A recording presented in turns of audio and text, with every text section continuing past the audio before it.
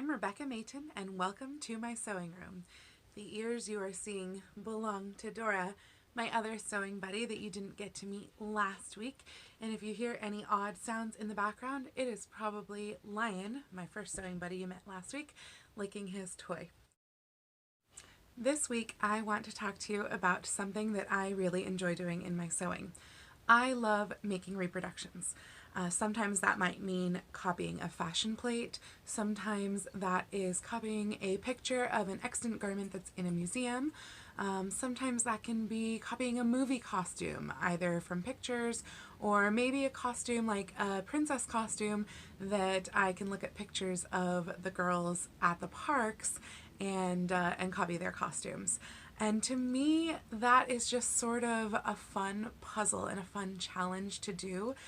And I honestly get a lot more joy from being able to make a really great copy of something even than I get from making a design that's fresh and that's my own.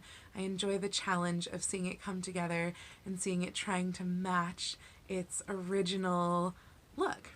So I wanted to take you through some of the steps of how I go about that process. Right now I am working on another one. I can't even count how many reproductions, and I'm working on another one which you got a little glimpse of in last week's video.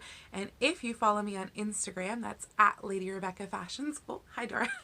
If you follow me on Instagram, then you will have been seeing a lot of pictures of the current one that I'm doing, which is a fashion plate from 1874. So let's jump in.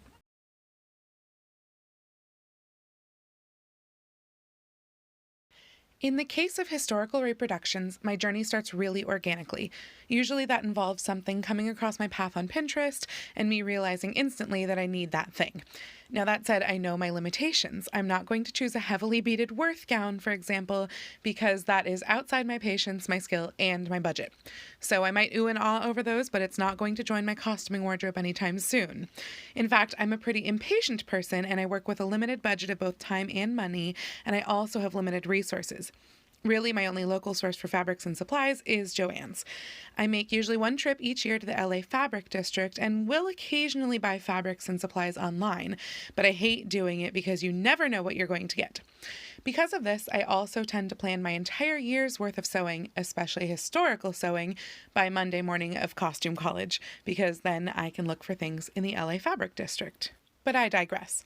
Once I've come across the image of the thing I want to make, I try to do as much additional research as possible. With fashion plates, the first step is finding out the year of the plate. With museum costumes, that might mean reaching out to the museum to see if they can send you any more images, especially if there's only one image available online.